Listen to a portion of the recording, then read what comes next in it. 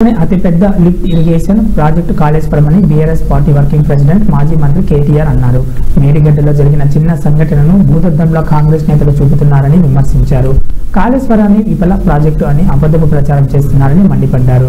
Assembly సమావేశాలు ఉన్న డ్యాంల పరిశీలన చేస్తున్నామని వివరించారు. భారతదేశంలోనే తెలంగాణ రాష్ట్రం ధాన్య భాండాగారంగా మారింది. భారతదేశానికే మరి పంజాబ్ను హర్యానాను తలదన్ని మరి నీటి సమృద్ధిని సాధించడం వల్ల వ్యవసాయ విస్తరణ కూడా అపారంగా జరిగింది. దురదృష్టం మరి మేడిగడ్డలో జరిగిన ఒక చిన్న సంఘటనను పట్టుకుని దానిని భూతద్దంలో చూపెట్టి మొత్తం కాళేశ్వరం ప్రాజెక్టే ఒక విఫల ప్రయత్నంగా చేసే క్రమంలో భాగంగా రేవంత్ రెడ్డి గారి ప్రభుత్వం గత 8 నెలలుగా లక్షలాది మంది రైతుల జీవితాలతో చెలగాటమాడుతా ఉన్నది.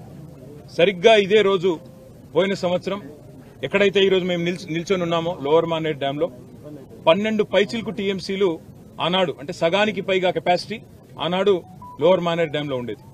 సరిగ్గా ఇంకో 5 రోజుల తర్వాత పంపింగ్ అనేది టైం చేయడం వల్ల ఎల్ఎండి 24 టీఎంసీలు కూడా ఆనాడు మేము నింపి రైతుల గుండెల్లో ఒక భరోసా నింపగలిగినాం.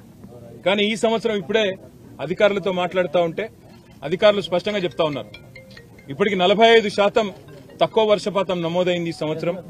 భవిష్యత్తులో సెప్టెంబర్ మాసం దాకా వర్షాలు కురిసే అవకాశం ఉన్నా దానికి గ్యారంటీ లేదు.